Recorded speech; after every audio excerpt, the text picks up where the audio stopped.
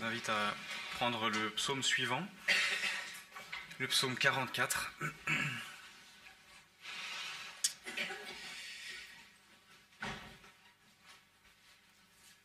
Et on va lire au verset 1, psaume 44, verset 1. Au chef des chœurs, poème des fils de Corée. Ô Dieu, nous avons entendu de nos oreilles, nos pères nous ont raconté l'œuvre que tu as accomplie de leur temps, au jour d'autrefois.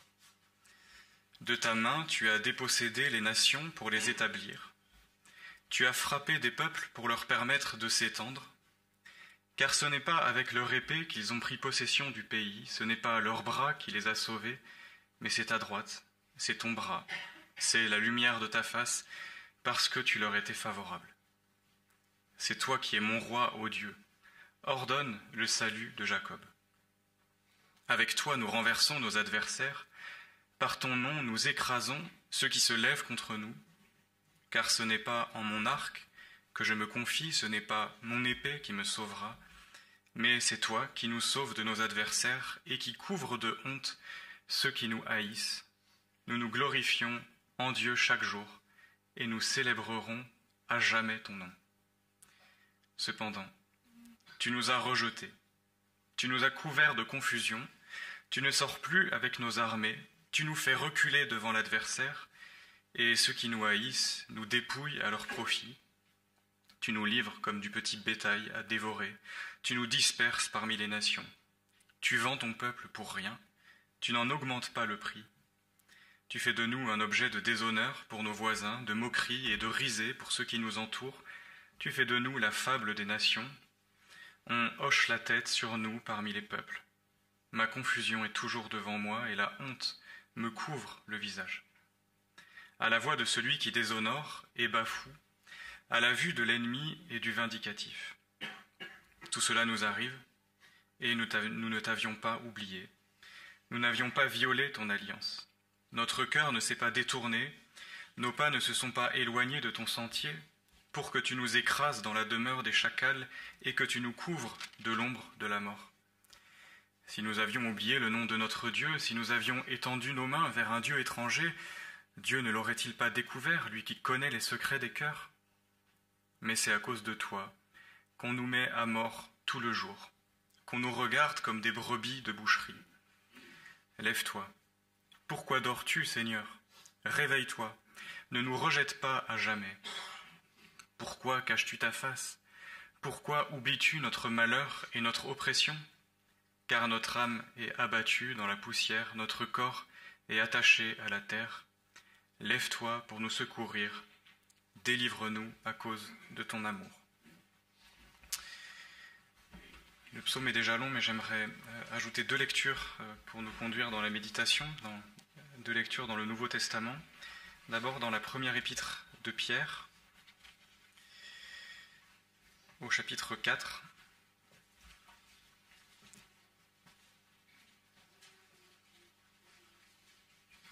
Et au verset 12. 1 Pierre 4, verset 12. Bien-aimés, ne soyez pas surpris de la fournaise qui sévit parmi vous pour vous éprouver, comme s'il vous arrivait quelque chose d'étrange. Au contraire, réjouissez-vous de participer aux souffrances du Christ, afin de vous réjouir aussi avec allégresse lors de la révélation de sa gloire. Si vous êtes outragés pour le nom du Christ, vous êtes heureux, car l'Esprit de gloire, l'Esprit de Dieu repose sur vous. Que nul de vous ne souffre comme meurtrier, comme voleur, comme malfaiteur ou comme se mêlant des affaires d'autrui, mais si c'est comme chrétien, qu'il n'en rougisse pas, qu'il glorifie plutôt Dieu à cause de ce nom. Car c'est le moment où le jugement va commencer par la maison de Dieu. Or, si c'est par nous qu'il débute, quelle sera la fin de ceux qui n'obéissent pas à l'évangile de Dieu? Et si le juste est sauvé difficilement, que deviendra celui qui est impie et pécheur? Ainsi que ceux qui souffrent selon la volonté de Dieu remettent leur âme au fidèle Créateur en faisant le bien. Et un deuxième passage dans l'Épître aux Romains, au chapitre 8, passage où Paul cite un extrait du psaume que nous méditons ce matin. chapitre 8, verset 28, et on lira jusqu'à la fin du chapitre. Romains 8, verset 28.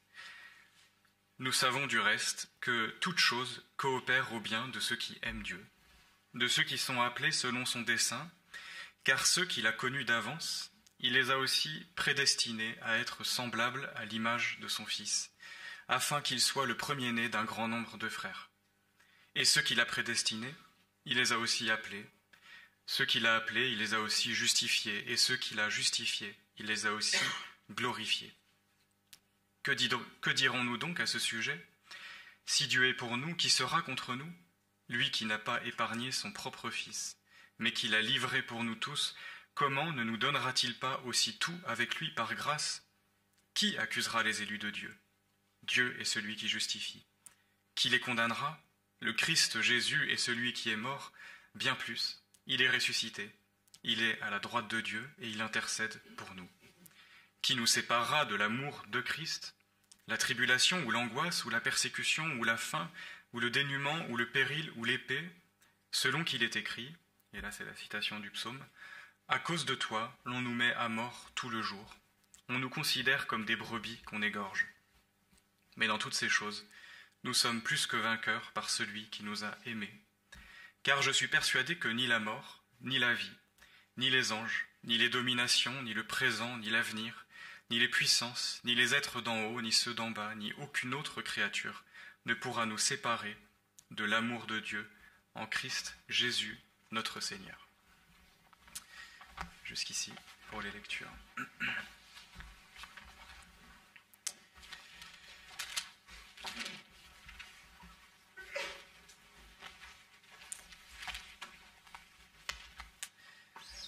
Ce psaume 44 est assez similaire dans l'ambiance au psaume que nous avons médité précédemment.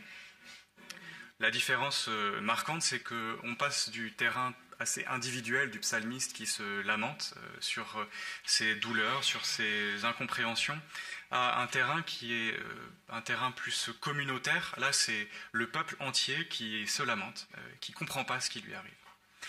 J'aimerais qu'on suive simplement le fil de ce psaume pour le méditer, parce qu'il y a toute une progression dans la pensée du psalmiste. Mais ça commence par une section plutôt heureuse, plutôt positive, d'un rappel des victoires de Dieu. Le psalmiste se rappelle, et tout le peuple se rappelle, de toutes les œuvres que Dieu a accomplies au milieu d'eux. Ils se sont engagés dans de nombreux combats, et dans tous ces combats, ils ont été victorieux. Le Seigneur les a fortifiés. Ces histoires sont racontées, ils les entendent de leurs oreilles, elles sont certaines, ils les entendent de leur père, ces histoires d'autrefois, et ça nourrit tout le peuple dans une reconnaissance déjà pour l'action miraculeuse de Dieu. Ils se rendent bien compte que, en fait, ils n'ont rien fait pour en arriver là. C'est pas avec leurs épées qu'ils ont pris possession du pays, c'est pas leur bras qui les a sauvés, mais c'est ta droite, c'est ton bras. Donc cette manière de raconter où on reconnaît que c'est vraiment Dieu qui a tout fait. Il y a parfois une manière de rendre compte de notre vie, de notre témoignage, finalement avec cette formule, mais pour bien faire, Dieu a permis que, Dieu m'a donné la force de, et puis après on est bien content de bien expliquer tout ce qu'on a fait. La vraie manière de rendre témoignage de l'œuvre de Dieu, c'est celle-là, c'est de dire, mais c'est pas nous, c'est pas notre épée, c'est pas notre main, mais c'est toi, du début jusqu'à la fin. Donc le peuple est reconnaissant, le peuple est réjoui de tout cela, et ça le remplit aussi d'espérance pour l'avenir. C'est toi qui es mon roi, ô Dieu, ordonne le salut de Jacob, donc cette assurance que Dieu règne et que par ses ordres, il peut soumettre les ennemis, et des ennemis puissants et des ennemis nombreux. Avec toi, nous renversons nos adversaires, partons-nous, nous écrasons ceux qui se lèvent contre nous. Donc vous avez là le rappel du passé, rappel plein de reconnaissance, plein de foi de ce que Dieu a accompli au milieu d'eux, et qui produit la reconnaissance et aussi l'assurance.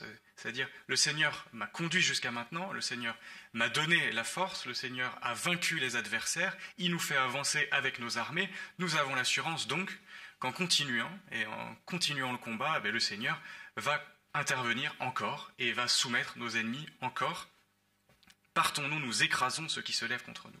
Ça, c'est l'assurance du peuple qui puise dans le témoignage des histoires passées, des histoires d'autrefois, l'assurance pour avancer dans le combat.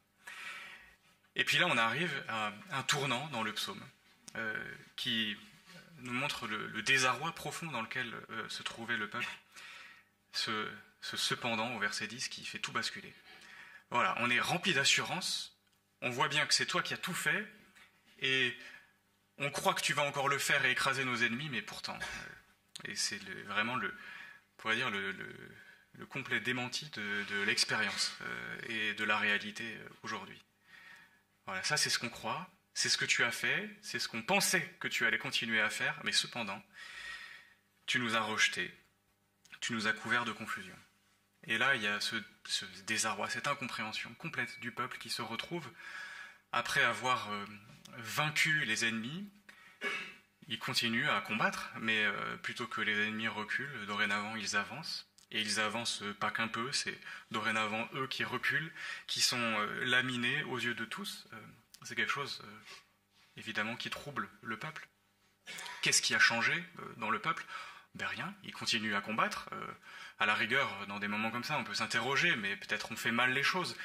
Mais en soi, quand on a conscience que de toute façon, les victoires, c'est Dieu qui nous les a obtenues, c'est pas nous. Donc finalement, est-ce qu'on peut vraiment se remettre en question comme ça et se dire, peut-être on s'organise mal pour la bataille, mais de toute façon, le peuple a bien conscience que c'est le Seigneur qui leur a obtenu les victoires. Donc si là ils perdent, c'est parce que le Seigneur, à leurs yeux, les rejette.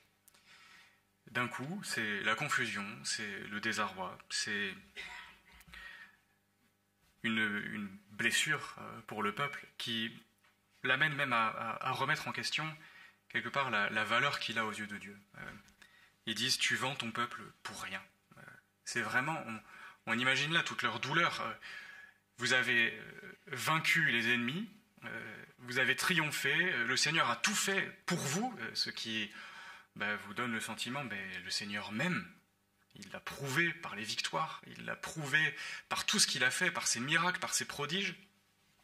Mais maintenant, il nous vend pour rien. Tu n'en augmentes pas le prix.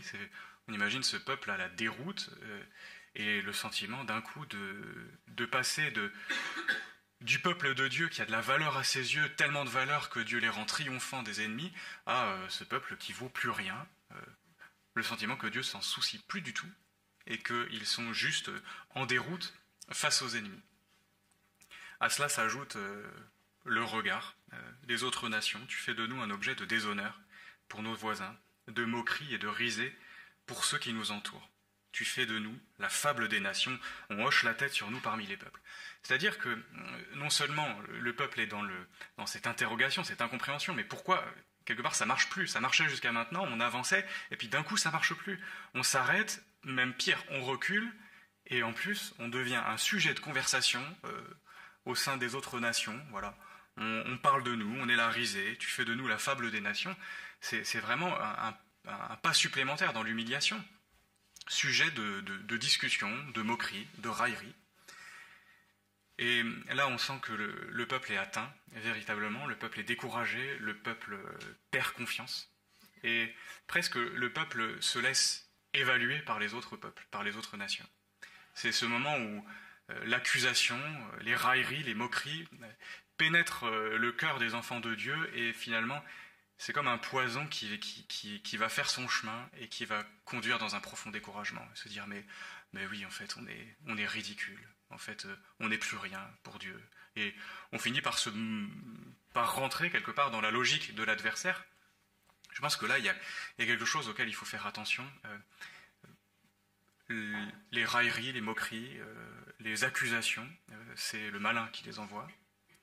Et quand on les recueille parfois avec trop de facilité et qu'on les laisse faire leur travail en nous, que c'est un poison qui va agir, qui va faire son œuvre en nous, bien finalement c'est l'œuvre du malin qu'on laisse faire et on devient nous-mêmes, sans le vouloir, et contre nous, instrument du malin pour nous décourager. on a mordu quelque part à la logique, on a mordu au regard de l'ennemi, et on s'accuse, on se décourage, on perd patience, on perd courage, et surtout on perd confiance en Dieu. Donc je pense que les accusations, les calomnies, il faut s'en garder, s'en purifier aussi. Je suis tombé ce matin sur un proverbe qui dit c'est celui qui fait le mal qui est attentif à la lèvre injuste, l'homme faux prête l'oreille à la langue pernicieuse. Donc il y a quand même quelque chose, quand on prête trop attention à la langue pernicieuse, quand on est attentif à la lèvre injuste, quelque part ça révèle aussi notre injustice. Et c'est pour ça, je pense que face à l'accusation, une fois qu'on l'a reçue, une fois qu'elle nous trouble, on est appelé à s'en purifier. C'est une puissance du malin, c'est une pensée mauvaise qui est un poison qui peut faire son œuvre en nous, et il faut s'en garder, il faut s'en purifier. C'est dur, évidemment, mais je pense que c'est quelque chose à faire dans la prière. Rejeter l'accusation et demander au Seigneur aussi d'en être purifié, parce que généralement cette accusation-là, une fois qu'on a mordu, elle révèle notre propre injustice et voilà, notre propre tromperie. Donc, il faut s'en garder, il faut s'en purifier. Dans l'Ancien Testament, dans le prophète Ésaïe, on a cette image du serviteur de l'Éternel qui, lui, à l'inverse, est ferme dans ses voies. Son visage est décrit comme dur comme le roc, sous les crachats, sous les insultes. Quelque part, la raillerie, la moquerie, l'accusation ne pénètre pas son cœur, il s'en garde. Il dit même qu'il est sourd à l'accusation. Ça, c'est l'attitude de celui qui se confie en Dieu, qui se garde des railleries, des découragements que peuvent produire l'adversaire.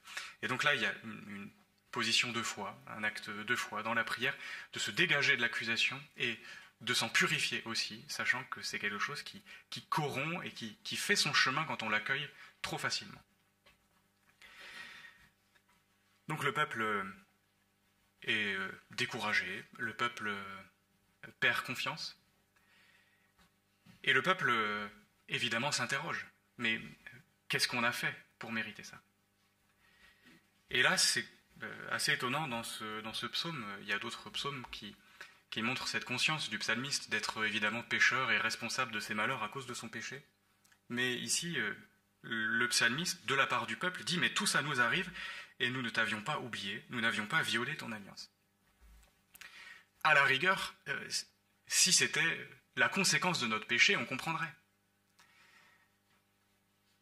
Mais ce n'est pas le cas. Le peuple s'examine et voit que non, il n'a pas abandonné l'alliance. Alors évidemment, le peuple n'est pas illusionné complètement sur lui-même. Il sait qu'il n'est pas parfait, il sait qu'il est pécheur par nature, par définition, mais il sait que non, il n'a pas oublié le nom de Dieu, il se défend donc d'être tombé dans l'idolâtrie. Nous n'avons pas étendu nos mains vers un Dieu étranger. Donc là, dans ce psaume, on est quand même confronté à quelque chose de très particulier, c'est-à-dire le peuple a le sentiment d'être châtié, mais un châtiment qui ne trouve pas sa cause dans les péchés commis par le peuple. Il me semble que ça détruit d'emblée toute logique qui est humaine, mais surtout religieuse, la logique de rétribution, de se dire forcément, si aujourd'hui ça ne marche plus, si aujourd'hui il y a des échecs, si aujourd'hui les ennemis ne reculent plus, c'est donc qu'il y a un péché caché, c'est donc qu'on a fait le mal quelque part et que Dieu nous châtie. Ici, non, c'est pas le cas. Ils n'ont pas fait le mal, ils ne se sont pas détournés de Dieu, mais néanmoins, ça marche plus quand même. Je pense que cette logique de la rétribution est vraiment quelque chose dont il faut se garder, c'est cette logique, ce lien de cause à effet. Cette manière de vouloir toujours chercher des causes qui expliquent parfois les épreuves par lesquelles on peut passer. Ça peut arriver qu'il y ait des explications, ça peut arriver que des péchés commis entraînent des conséquences, mais ce n'est pas toujours le cas. Et il me semble assez grave de nous laisser systématiquement entraîner dans cette logique qui est une logique accusatrice. On a parlé à quelques reprises dans les réunions du camp de ce livre de Job. C'est quand même particulier parce que le livre de Job est un livre qui est vraiment, il me semble, consacré à justement débouter cette logique de la rétribution. C'est le premier livre, c'est le livre le plus vieux de la Bible, ce qui, mon avis, laisse entrevoir la dimension du problème de cette logique de rétribution. Dans ce livre, Job est frappé par beaucoup de malheurs, mais on sait bien, parce qu'on lit le livre avec l'explication au départ, que ce n'est pas lié à son péché. C'est pas sans cause, mais la cause n'est pas son péché. Donc il y a bien une explication dans la mesure où le livre de Job nous montre au début ce tableau très particulier d'un échange, d'un dialogue entre Dieu et Satan, et qui va aboutir ensuite à vous connaissez probablement l'histoire, à tous les malheurs de Job. Mais on sait bien, c'est pas parce que Job a péché que Job est dans ses douleurs. Mais voilà qu'arrivent les amis de Job, qui eux, sans rien savoir. C'est-à-dire que nous, en lisant l'histoire, on sait quelque part ce qui s'est passé en coulisses. On sait ce dialogue entre Dieu et Satan. On sait que Job est frappé n'est pas frappé à cause de son péché. Eux ne savent rien, mais ils viennent plein d'assurance, plein de logique, et ils martèlent cette logique à Job qui finit par le décourager. Et Job va leur dire à un moment, mais vous êtes vraiment des prédicateurs du néant. Cette logique est une logique du néant. On n'en sait rien en fait. Et je pense que parfois il faut vraiment se garder de parler trop vite. Les amis de Job, ils ont parlé sans savoir. Et on peut être comme ça des instruments finalement du néant, des instruments du malin, décourager, venir avec notre logique, chercher toujours et souvent avec cette soif d'avoir cette assurance, cette conviction de pouvoir vraiment décréter le lien de cause à effet. Mais il faut faire attention parce qu'on n'est pas le Seigneur. Et que si parfois le Seigneur peut éclairer, il le fait, mais pas toujours. Et il y a parfois des épreuves et des malheurs qu'on est appelé à traverser sans qu'il y ait d'explication. Le Seigneur peut nous parler au travers de ça, le Seigneur va les utiliser, on va en parler aussi pour concourir à notre bien. Mais il n'y a pas forcément d'explication, et il faut se garder d'expliquer ce que Dieu n'explique pas, et de parler à sa place, et de parler sans savoir.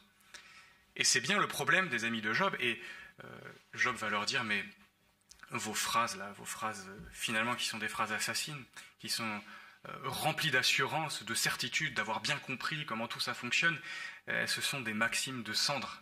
C'est quelque chose, ça n'a pas de valeur et ça amène dans le découragement des maximes de cendre. Il leur dit, c'est même des protections d'argile. C'est-à-dire, dans cette logique de la rétribution, il y a quelque chose qui peut en fait nous faire tomber dans une profonde illusion, c'est que vous jugez des autres en voyant le malheur qui s'abat sur eux, bien content d'être bien, de ne pas avoir d'épreuves, et ça vous donne un sentiment de protection, d'assurance en vous-même, parce que si eux sont châtiés à cause de leur péché, si moi je ne suis pas châtié, c'est donc que je n'ai pas péché. Et donc cette logique tourne à votre avantage, mais Job leur dit, mais c'est des protections d'argile, ça ne tient pas votre truc. Donc il faut faire très attention quand même à ça. Ici, ce psaume nous montre que le peuple connaît une déroute, le peuple connaît un échec, mais la cause n'est pas à chercher dans leur péché. Donc il faut faire attention de ne pas nous laisser embarquer trop vite dans cette logique. Au verset 23, le psalmiste dit « Mais c'est à cause de toi qu'on nous met à mort tout le jour, qu'on nous regarde comme des brebis de boucherie. » Donc on avance, il y a une progression dans cette plainte du psalmiste qui ne comprend pas ce qui lui arrive, qui est accablé par le regard des autres, qui se défend d'être pécheur, donc qui se défend d'avoir péché et de mériter à cause de ce péché un châtiment de Dieu, et il arrive à cette conclusion, mais en fait c'est à cause de toi. Le psalmiste parle comme ça à Dieu, c'est à cause de toi qu'on nous met à mort tout le jour, qu'on nous regarde comme des brebis de boucherie. Et là c'est comme un étonnement du psalmiste, mais on a fait le bien, on a continué, on a fait ce qu'on a fait depuis toujours, et d'un coup, tout tourne mal, et en fait on se rend compte, mais c'est à cause de toi. Et là vous avez, dans les passages qu'on a lus dans le Nouveau Testament, vraiment un changement de perspective par rapport à cette question. On passe d'un étonnement, voilà, on ne comprend pas ce qui nous arrive, et en fait c'est à cause de toi, à un sujet de réjouissance. On passe de l'étonnement à la réjouissance dans le Nouveau Testament, où vous avez même dans l'évangile de Matthieu, dans le Sermon sur la montagne, cette déclaration de Jésus, mais heureux serez-vous lorsqu'on vous insultera, lorsqu'on vous persécutera. À cause de moi. Donc quand le peuple s'étonne de ce que, en fait, finalement, la cause de leur malheur, c'est pas leur péché ou ce qu'ils ont fait de travers, mais c'est Dieu, et c'est finalement, ils sont frappés, ils sont en déroute, pas à cause de leur infidélité, mais précisément, c'est la logique inverse, à cause de leur fidélité. Ils sont fidèles à Dieu, et c'est à cause de lui qu'ils sont frappés. Mais cette logique, dans le Nouveau Testament, elle conduit non pas à l'étonnement ou au désespoir, mais à la réjouissance. Heureux serez-vous. Et le terme grec pour heureux a ce sens de chanceux, vénard. C'est particulier quand même. On a du mal, je pense, à le comprendre, et surtout à l'accepter. On a par ailleurs ce témoignage dans le livre des Actes, parce que donc ces paroles, c'est Jésus qui le dit. Heureux serez-vous, vénard, vous êtes chanceux si on vous outrage à cause de moi. Eh bien, on voit que les apôtres l'ont vécu comme ça. Il y a un passage dans le livre des Actes des apôtres où ils viennent d'être battus, d'être fouettés, etc. Et ils repartent joyeux d'avoir été jugés dignes de souffrir pour le nom de Christ. Donc il y a une vraie joie. Ils sont heureux, ils se sentent chanceux, vénards. Pourquoi ? Parce que cela les assure, quelque part, de leur...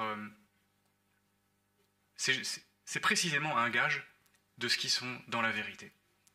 Et là, en fait, il y a un complet bouleversement. Alors qu'on s'interroge, on se dit, mais finalement, le démenti de l'expérience, le démenti des circonstances, me fait craindre que je ne suis pas dans la vérité, et à l'inverse, dans le Nouveau Testament, et quand on comprend qu'on souffre pour le nom de Christ, ben en fait, les circonstances me prouvent que je suis dans la vérité.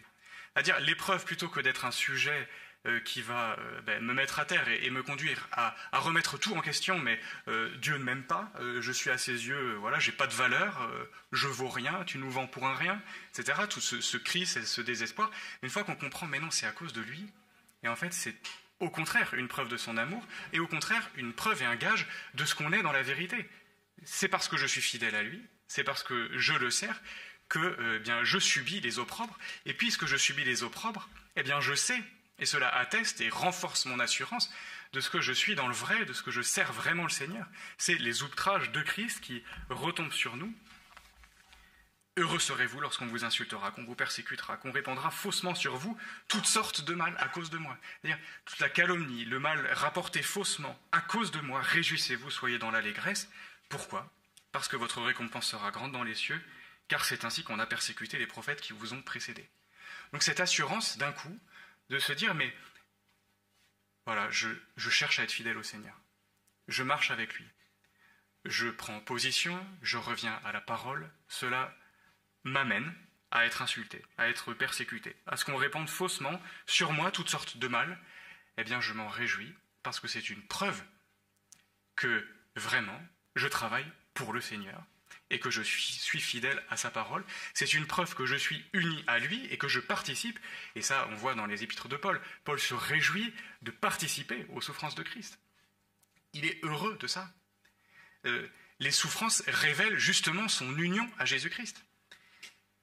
C'est ainsi qu'on vous a persécuté, et c'est ainsi qu'on a persécuté les prophètes qui vous ont précédés. Donc cette assurance, d'un coup, non pas d'être abandonnés et que Dieu ne se soucie plus de nous, mais au contraire, d'être dans la lignée de ceux qui ont été fidèles au Seigneur et qui ont été persécutés à cause de leur foi, à cause de leur prise de position, à cause de leur amour de la vérité. La vérité les a conduits à être rejetés, parce que les ténèbres n'aiment pas la lumière. Et on s'en réjouit parce que c'est un gage, c'est un sceau comme qui va valider, qui va authentifier la vérité à laquelle on s'est attaché. Je ne sais pas si vous suivez ce renversement complet de perspective. C'est-à-dire, plutôt que d'être ébranlé par les circonstances qui nous amènent, quand on mord à la logique de nos adversaires, qui nous amènent à remettre tout en question et à se dire mais c'est que ça va pas, c'est qu'on va pas dans la bonne direction, c'est que on s'est détourné de la vérité, etc. Et en fait, une fois qu'on revient au Seigneur dans la foi, que le Seigneur dépose dans nos cœurs quand même cette assurance de marcher et de combattre pour la vérité, eh bien, il y a cette joie d'un coup qui monte, mais en fait, si tout ça m'arrive, c'est parce que je suis au service du Seigneur. Et c'est une preuve qu'il m'aime. Et c'est une preuve, justement, qu'il est avec moi. Si tout va bien, ben, je ne suis pas sûr, en fait, de véritablement le servir et qu'il soit avec moi. Mais là, on a la preuve, ben, oui, on est rejeté, comme Christ a été rejeté, justement parce qu'il est avec nous. Et quand le Seigneur est avec nous, eh bien, il conduira nécessairement à de l'opposition, à des rejets, à des insultes, à du mal raconté faussement. Et donc cette exhortation que Pierre rappelle dans un contexte de souffrance de l'Église, qui leur dit « Mais si vous êtes outragés pour le nom de Christ, vous êtes heureux, car l'Esprit de gloire, l'Esprit de Dieu repose sur vous. » Alors il précise quand même que nul de vous ne souffre comme meurtrier, comme voleur, comme malfaiteur ou comme se mêlant des affaires d'autrui.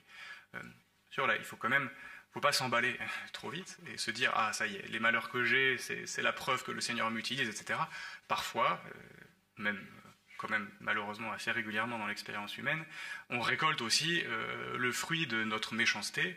Quelqu'un qui est exécrable au travail, il va avoir, peut-être il va récolter des accusations de ses collègues, mais à raison. Donc il faut faire attention de ne pas trop vite se prendre pour un martyr et de quand même s'examiner devant le Seigneur. Mais une fois cet examen fait, si le Seigneur nous conduit, il nous donnera dans le cœur cette paix profonde. Mais oui, je suis outragé, mais alors peut-être j'ai pas tout fait bien, parce qu'évidemment on est pécheur. Mais je sais que je marche dans la fidélité, et que c'est cette fidélité qui m'amène à récolter l'opposition des hommes. Et là, c'est quelque chose qui conduit à être réjoui, et qui, si c'est comme chrétien, qu'il n'en rougisse pas, mais qu'il glorifie plutôt Dieu à cause de ce don. Le peuple, dans le psaume, je ne sais pas si vous avez noté ça, et il dit à un moment, mais son visage rougit, il a honte en fait. Il a honte parce que d'un coup, il est la risée des nations. Et là, la parole nous dit, mais justement, cette opposition est révélatrice de la vérité en vous, et cette opposition, elle doit vous réjouir, et elle doit vous conduire à ne pas rougir, parce que le Seigneur est avec vous. Ce qui est merveilleux, c'est que quand on revient à ça, le Seigneur nous fortifie pour les épreuves. Le Seigneur nous donne la foi et un zèle renouvelé pour affronter toutes circonstances. Et on vit les choses à l'inverse de cette détresse du psalmiste. C'est-à-dire, ce n'est pas les circonstances qui vont juger de est-ce que je suis ou pas dans la vérité, mais c'est l'assurance de la vérité en nous qui nous permet de surmonter n'importe quelle circonstance. Et donc vous êtes heureux, même si vous êtes outragé, même si là d'un coup il y a des échecs, l'ennemi semble triompher, mais on est heureux, on ne rougit pas. Et ce qui est beau, c'est que le Seigneur utilise tout ça aussi pour faire du bien à son peuple. Et c'est ce que nous avons lu dans Romains, où il est dit, Romains 8, verset 28, « Nous savons du reste que toute chose coopère au bien de ceux qui aiment Dieu, de ceux qui sont appelés selon son dessein. » Donc là, c'est une assurance supplémentaire pour le chrétien, qui sait qu'il récolte ce que le Seigneur a récolté lui-même, l'opposition des hommes, l'opposition des méchants, et donc dans cette opposition, il se réjouit parce qu'il sait qu'il est uni au Seigneur Jésus, uni, partageant la condition du Seigneur et le chemin qu'il a parcouru, et donc l'opposition des hommes. Mais il sait aussi que tout ce que le Seigneur lui permet de vivre, parce que nous savons que Dieu est souverain et que nulle épreuve n'arrive sans que le Seigneur le permette, eh bien ces épreuves-là concourent à notre bien. Alors, évidemment, ce verset est souvent mal compris, parce que ça dépend de la définition qu'on fait de notre bien. Et généralement, on ne le définit pas comme le Seigneur le définit. Mais dans le passage, toute chose coopère au bien de ceux qui aiment Dieu. Quel est ce bien ?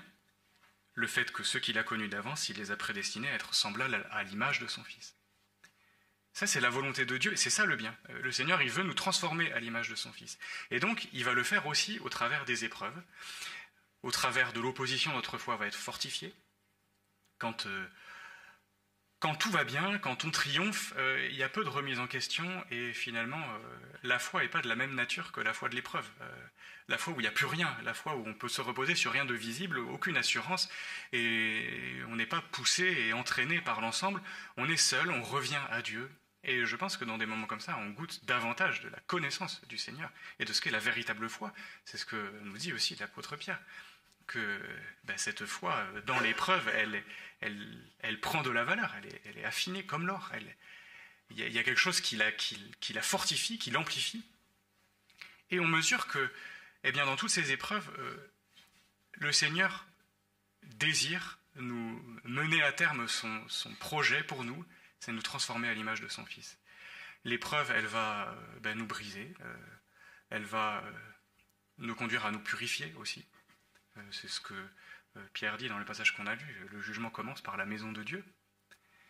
Donc, le Seigneur permet qu'on passe par des épreuves aussi pour que s'effectue dans l'Église un tri, mais dans nos cœurs aussi un tri, une purification. On revient à Dieu, on s'attache à ce qui a véritablement de la valeur, et tout cela concourt en fait à notre bien, à nous transformer à l'image du Seigneur Jésus, c'est-à-dire dans l'épreuve, dans la déroute, j'apprends à me dépouiller de moi-même, à me revêtir du Seigneur Jésus. Lorsque vous êtes face à la calomnie, à l'accusation, vous apprenez à abandonner tout cela au Seigneur, à remettre votre âme au Créateur. On ne se défend pas, et en ne se défendant pas, en s'abandonnant au Seigneur, en renonçant à la vengeance, le Seigneur nous transforme à l'image de Jésus. C'est cela qui fait que les épreuves sont heureuses pour nous, parce qu'en fait, elles concourent à notre bien. Par tout cela, non seulement le Seigneur nous donne un gage de ce qu'on est dans le vrai, si je puis parler comme ça, ainsi, et en même temps, il utilise tout ça pour nous faire du bien et pour nous transformer, et c'est nécessaire. Et c'est au travers de l'épreuve, et c'est comme ça qu'il façonne ses serviteurs. On a besoin d'être parfois malmené par les circonstances pour être transformé à l'image du Seigneur Jésus. Cette œuvre, c'est le Seigneur qui le fait. Et je termine là-dessus, mais ce qui est magnifique dans ce passage de Romains, où il y a cette citation donc, du psaume, « À cause de toi, on nous met à mort tout le jour, on nous considère comme des brebis qu'on égorge ».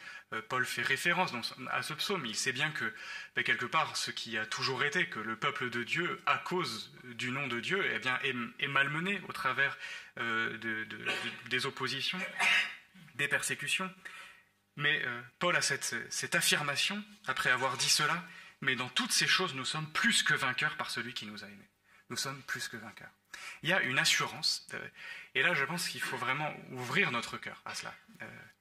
Je vis des épreuves, le Seigneur me rappelle, et c'est une joie, que ces épreuves-là sont liées à mon élection, sont liées au fait que le Seigneur Jésus habite en moi par son esprit, et donc me fait passer par ce chemin qui passe nécessairement par la souffrance. Le Seigneur me rappelle que tout cela concourt à mon bien, et le Seigneur m'assure que dans tout cela, je suis plus que vainqueur. Plus que vainqueur. Depuis ce matin, ce verset tourne un peu en boucle dans ma tête. J'ai du mal à comprendre en fait ce superlatif. Plus que vainqueur. Qu'est-ce qui est plus que vainqueur? Il y a certainement plusieurs aspects là-dedans, mais un aspect essentiel, c'est que ce qui, à nos yeux, peut sembler être un échec est en fait un triomphe. Il faut qu'on se rappelle et qu'on revienne à ça constamment. Comment est-ce que le problème du péché a été réglé par la croix? C'est-à-dire par ce qui semble être, humainement parlant, et aux yeux de tous, vraiment l'échec cuisant. Le Fils de Dieu mis à mort sur une croix. On pourrait dire, mais si là, c'est pas l'adversaire qui triomphe, c'est précisément là où l'adversaire a été mis à terre. La tête du serpent a été écrasée.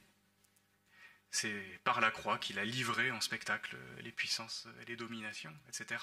Donc c'est par quelque chose qui semble à nos yeux être un échec que Dieu a triomphé. Et donc en vivant de cette victoire et en passant par la souffrance, nous avons l'assurance de la victoire. Cette victoire est absolue et certaine, et nous sommes plus que vainqueurs parce que le Seigneur n'est pas en train de nous dire « tu seras vainqueur au terme de ce combat », c'est « tu es vainqueur ». Malgré ce combat. Tu es vainqueur avant, on est plus que vainqueur, parce que la victoire a été obtenue, le Seigneur Jésus nous a précédés, nous savons qu'en passant par toutes ces épreuves, ces difficultés, ces oppositions, nous marchons à sa suite, c'est une grande joie, c'est un grand privilège, heureux, joyeux d'avoir été jugés dignes de souffrir pour le nom de Christ, et nous savons que si nous souffrons avec lui, nous régnerons avec lui. plus que vainqueurs parce que malgré l'épreuve, malgré la souffrance, on a l'assurance de la victoire et de la victoire absolue, de la victoire totale, plus que vainqueurs parce que le Seigneur Jésus nous a précédés sur ce chemin de souffrance. Mais nous savons que s'il a été obéissant jusqu'à la mort de la croix, il a été souverainement élevé. Il règne aujourd'hui. Il siège à la droite de Dieu.